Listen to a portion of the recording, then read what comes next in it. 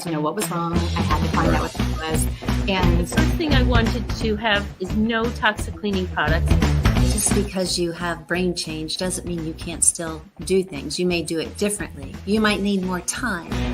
I decided to turn my disability into my ability, and around 7th and 8th grade, I started playing able-bodied sports. If we were knowledgeable, if we were educated, we would have solved science earlier.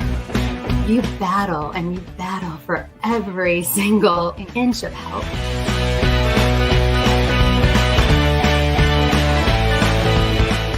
A New Perspective, hosted by Tim Sutton. This broadcast is produced by Griffo Productions. Brought to you by A Better Understanding, giving you a better understanding. Hey everybody, this is Tim Sutton with A New Perspective. Been off the air for a little bit. I've had some surgery going on, and now I'm back to where I can actually get back on screen and educate myself and hopefully educate other people and spotlight some amazing individuals. If you haven't seen the show, I am a retired law enforcement officer in the state of Virginia, and I worked for about 25 years as a law enforcement officer with families who were traveling the journey of disability. They had a family member dealing with a disability and the challenges of life, and you would wonder why law enforcement would have anything to do with that, but we would oftentimes get called to interact and help the families, help the individuals deal with situations. And I just found that uniform was able to put me in places that typically I may not have been able to get into to advocate and show the support of some absolutely amazing people. So I bring people on this show to give you a new perspective. I bring people on with disabilities and who are also making an impact in the disability community. So it's interesting. I think it was probably about 10 years ago or so. I remember my daughters had gone to a church locally here in the Richmond area and came back and were telling me about a gentleman who was actually on stage playing guitar, and he was born with no arms, and he was playing the guitar and singing. And it was weeks and weeks of weeks they kept talking about this gentleman. And probably about a month and a half ago, I was having a conversation with somebody, and they said, "Man, you need to meet my friend George Dennehy." And they started to explain about George, and I realized this is exactly the same individual that my girls were telling me about.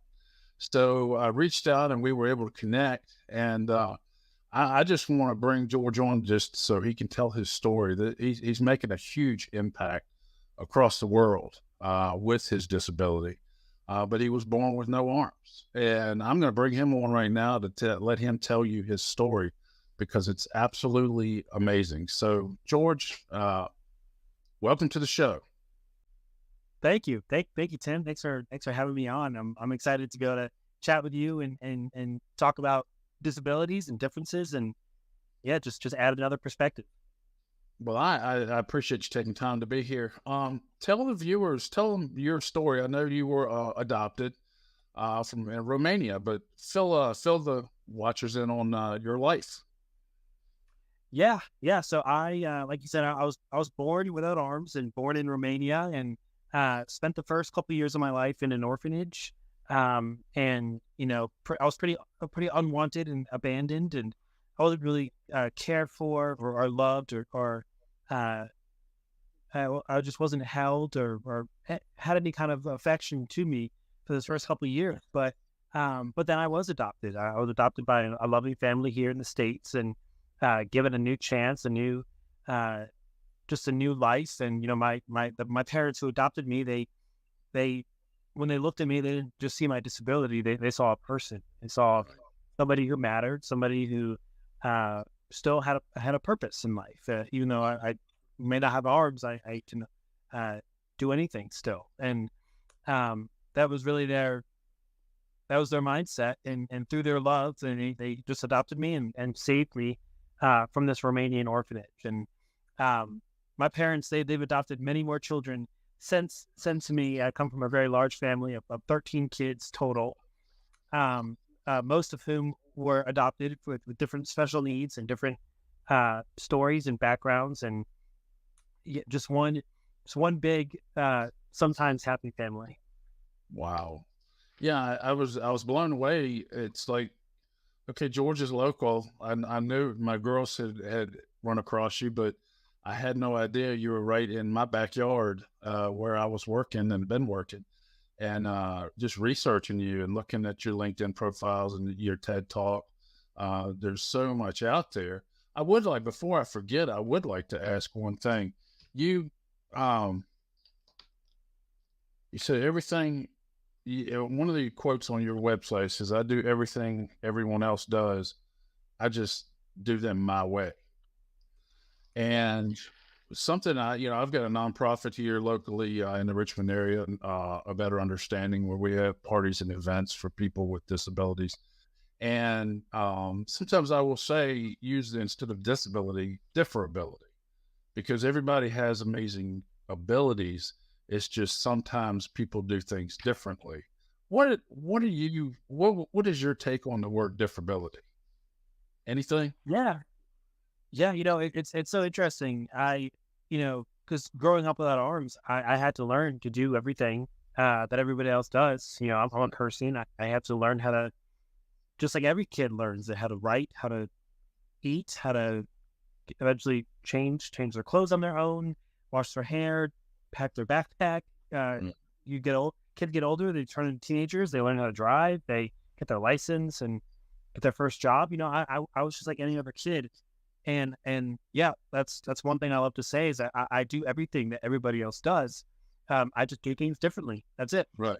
And adding on to that, I like to say that different doesn't mean less.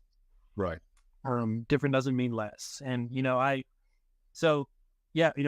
I think about terms like disability or different ability, or, sometimes I like to say disability, because, we all have different abilities and gifts and talents, and they just look different than the person next to us. And, it just goes to show how unique each and every person here on planet Earth really is that we all have different unique abilities and talents. Okay. And like you said, I love it. Every single person matters. And, I know some of your talk had talked about the bullying in high school and things like that. And where the bullying took you to some dark places. And that's one reason we do have our nonprofit. We have parties to really celebrate people with disabilities, different abilities. Tell us a little about the bullying, because to be honest with you, I guess I don't know if it's being an empath, but if I had gone to high school with you, just seeing how amazing you are, I would have wanted to, I would have wanted to be your friend, get to know you and learn more. But, sometimes the ones who are a little bit different sometimes are the ones that are bullied. So tell us about your experience with that and how you pull yourself out of that.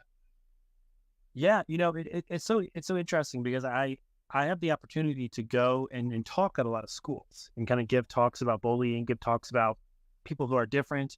And it doesn't matter if it's an elementary school, a middle school, high school, whatever it is. Towards the end of the talk, I'll say, hey, I really want to know now, if I went to here at your school, would any of you want to be my friend?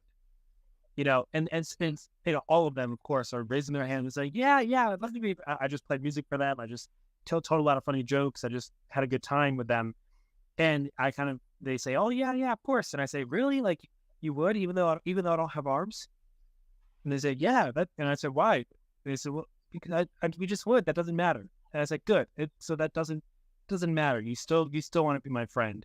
And I think, once people get the chance and take that step to actually get to know somebody, even somebody who has a disability, somebody who's different, they realize how much they have in common with them.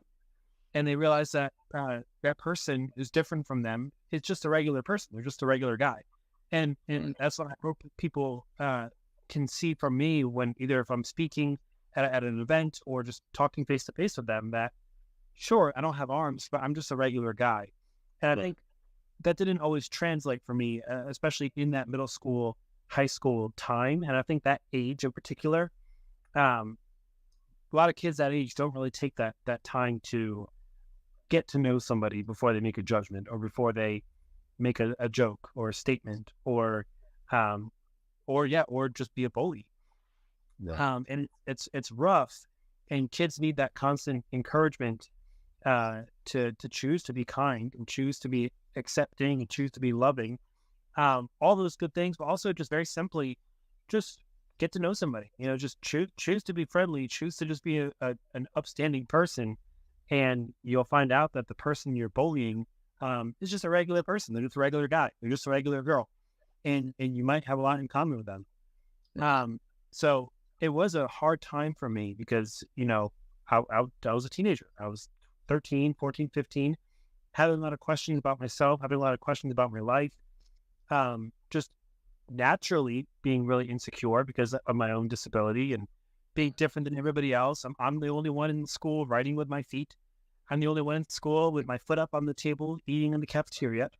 So I felt very alone. I felt very left out, just naturally because of the way that I am. But then on top of that, I was also bullied and picked on, and kids didn't really take the time to really be my friend or get to know me.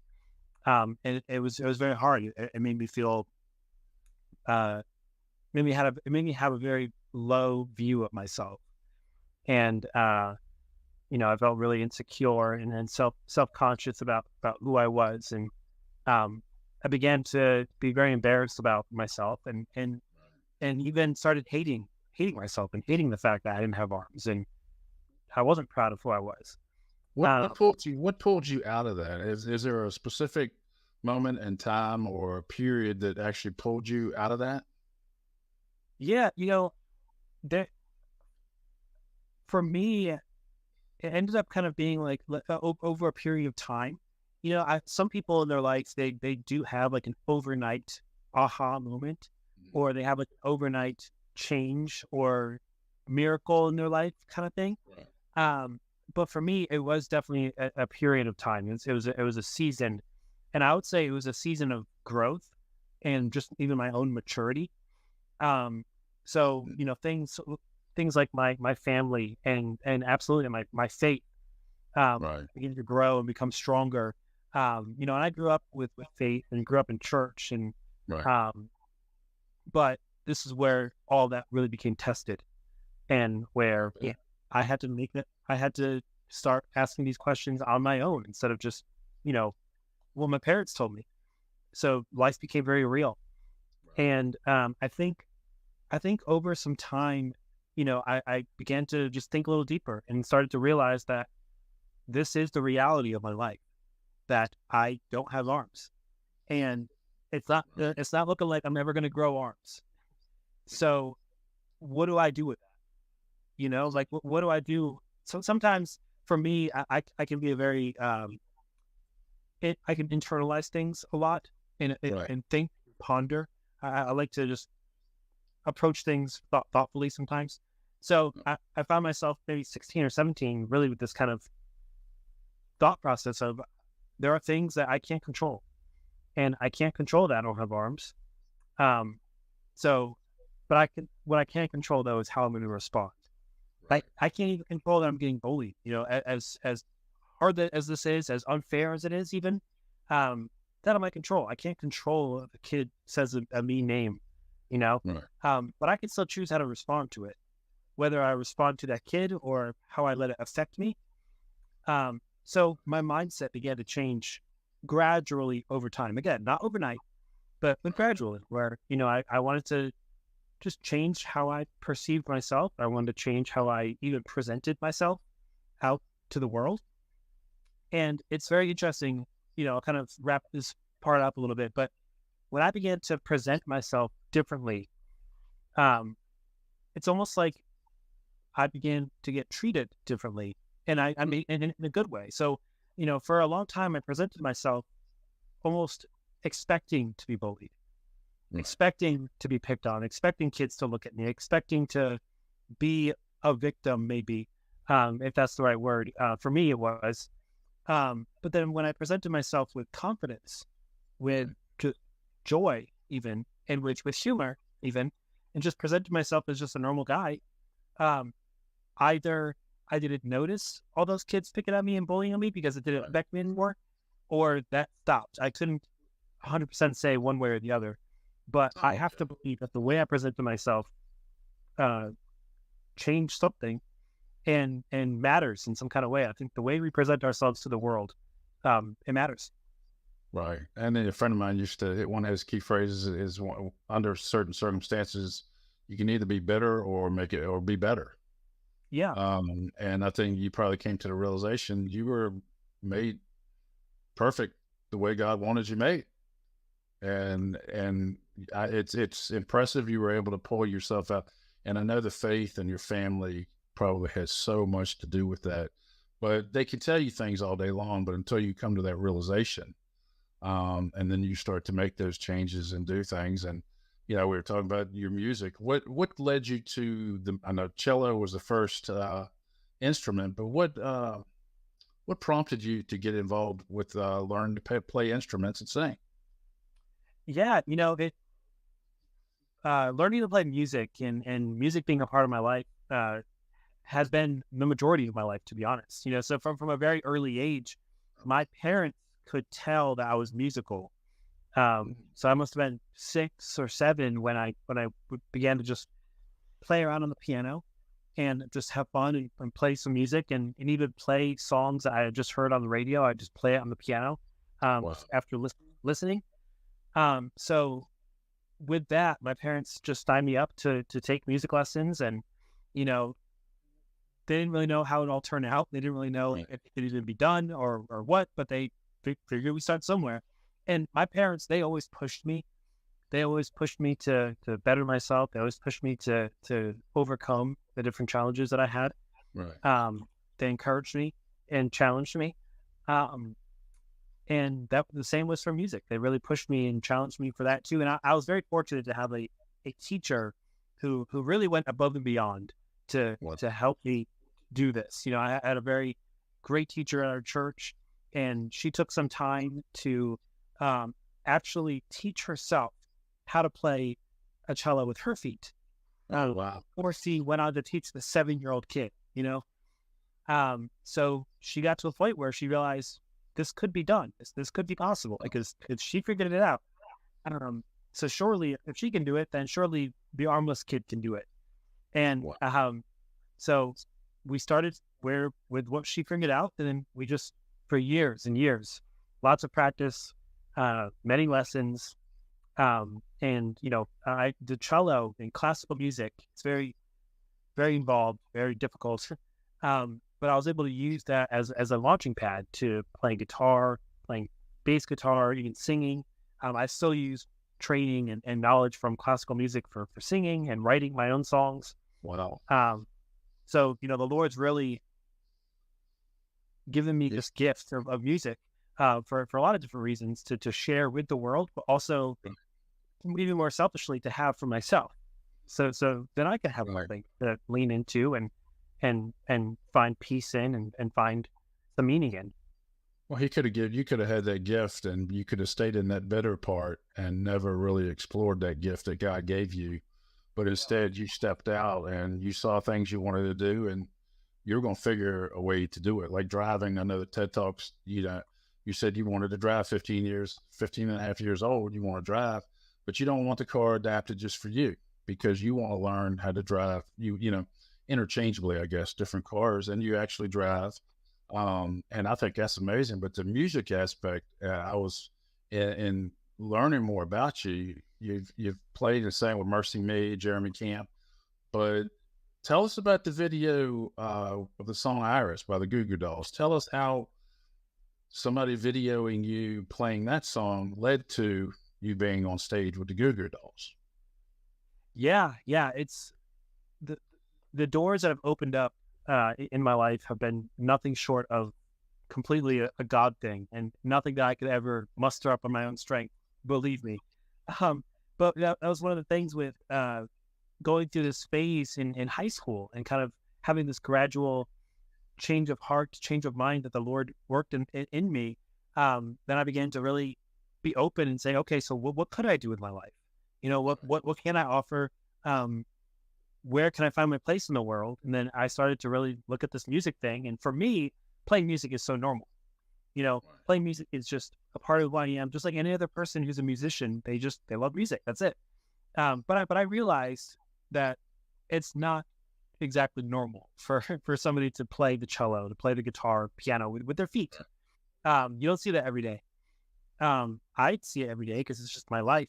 But so I realized, well, maybe this isn't such a normal thing. Maybe I could explore that and explore maybe how I could play music for people and use these gifts and just in some way use my gift for music. And that led to playing at the Ashland Strawberry Fair here in Richmond area. I was able to perform one song at this local fair, and that song I performed was Iris, one of my top favorite songs of all time, Iris by the Goo Goo Dolls. And somebody recorded that video and put that performance up online, and that video ended up going viral, and people picked it up, and news stations picked it up, and just kind of became very popular for a very short period of time.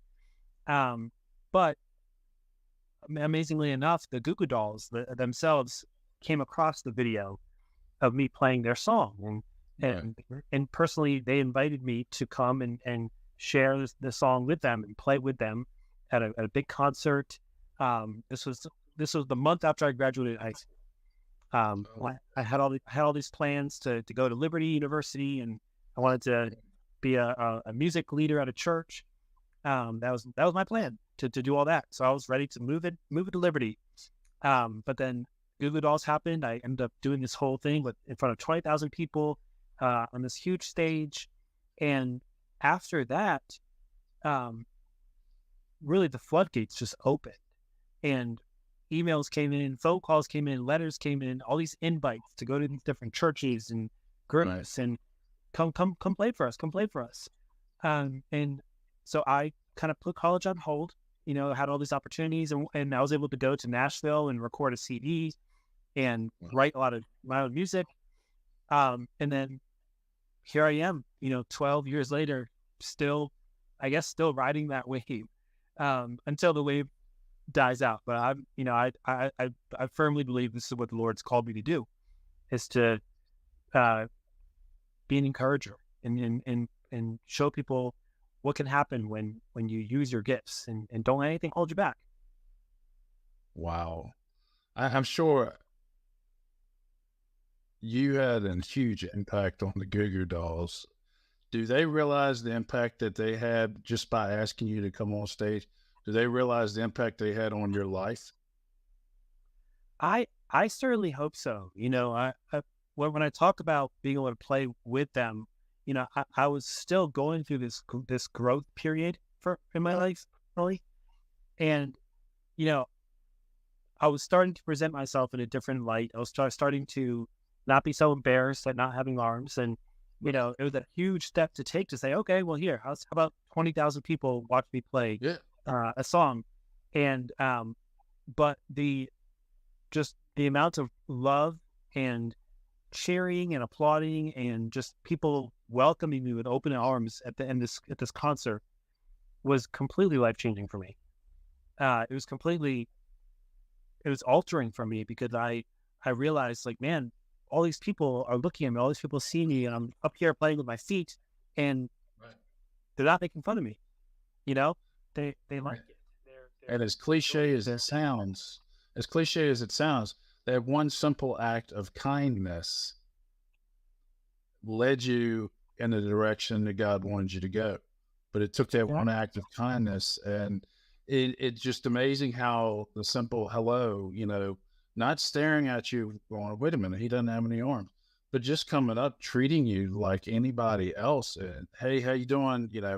Are you having a good day or whatever? And just, just taking that brief moment to be human and not that bully that you've had to deal with for so long. But I hope they do realize the impact they had in heading you in the right direction that God wanted you to go. Yeah, I sincerely hope so. The amount of confidence that night gave me to then continue to say, okay, I'm going to stay on this path. I want people to see me. I want to show the world who I am and what I can do and what I stand for. And because of that night, 12 years later, I can't even count, so now full time, I travel around and speak and perform and do all kinds of different events. And over the last 12 years, hundreds and thousands of people maybe that I've shared with and talked to from different, all around the country and all around the world. Right. So, and really it's because the Goo Goo Dolls gave me that chance to show the world, just like the song says, Iris. I just want you to see who I am, or I just want you to know who I am. Why I love that song so much, because I think whether or not you'd gotten on stage with the Goo Goo Dolls, you'd still be doing some amazing things. But that was the one catalyst, I think, that really gave you that opportunity. And yeah. Now you go all over the world speaking and all. If anybody's watching this and they want to make contact or maybe get you to come and speak to a church group or any group, kind of like me, when I do my teaching, I'll speak to anybody that'll listen. They don't have to be law enforcement, anybody. But if anybody wanted to make contact and reach out to you, what's the best way for them to contact you? Yeah. If anybody listening would want to just get in touch for any reason, but especially if you would like to have me come share at your group or whatever, I do have a website, and my website's just thatarmlessguy.com. So, and that's kind of been my mantra is I'm that armless guy. That's all right. Hey, we're all known for something. And I decided to own it, and the reason being is because when I first started performing and playing at different schools and churches, people, they kind of forget my name sometimes, George Dennehy. Right. But they would say, well, he was that armless guy that came to our school. He was that armless guy who came and played guitar for us, and so I decided to own it. And that's kind of how I, with my teaching, I've actually got my LLC where I consult, and it's called A Better Understanding, but we also have a betterunderstanding.org, the nonprofit here. But I found myself in classes just training people on autism, Alzheimer's, dementia, other intellectual disabilities. And I kept telling them, I'm just trying to give you a better understanding, a better understanding. I kept repeating myself, and I was like, what better name for what I'm trying to do is give people a better understanding. And then luckily with Anthony and Griffo Productions, we're able to start this podcast, which is a new perspective. I want people to see some amazing people and amazing things going on. So I just, I admire you so much for what you're doing and how you took your differability in a different direction, and became better instead of bitter. And you've got to be impacting so many people across the world, and doing God's work. This is what He had you set up to do. You just had to figure it out. Thank you. Yeah, I really hope so. And at the end of the day, I tell myself this too. At the end of the day, I'm always preaching to the choir. Right. And if I get to inspire or encourage or especially challenge other people along the way, that's great. But I need this reminder every day too, because I still struggle. I'm not perfect. I haven't figured it all out.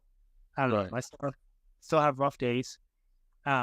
So yeah, this is a, for lack of better words, a universal struggle that we as humanity faces, of self-doubt, of our own shortcomings, our own disabilities, because we're all disabled. So just something different. Some you can see, some you can't see. It's amazing. We're all disabled to some point, every single person.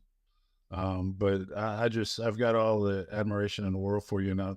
I'm so glad that things lined up that we were actually able to get on the phone and get you on here to talk. But I watched your TED Talks, and I would encourage anybody to go out there and just Google your name.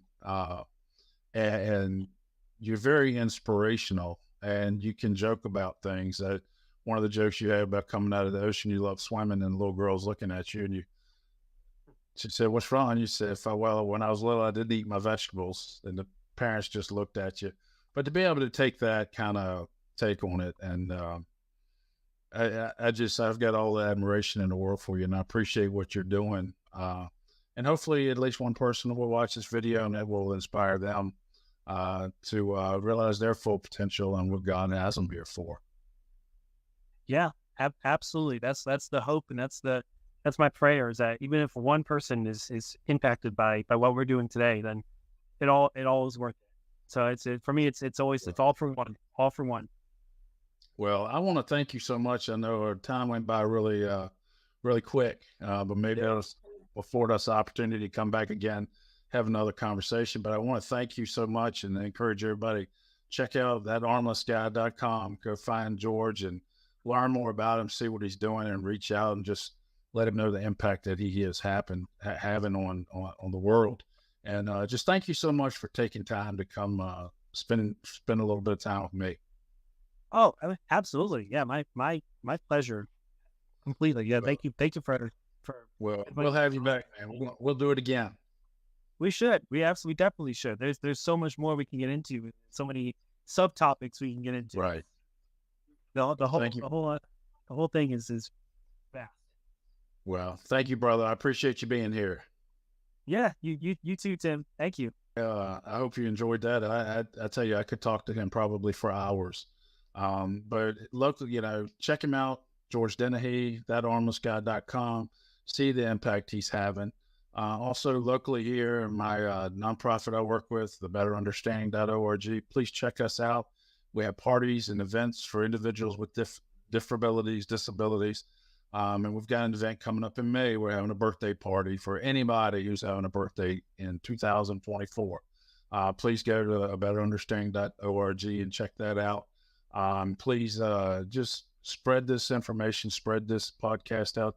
Let people hear about some amazing people doing some amazing things. Thank you so much for watching. And Dad, I love you.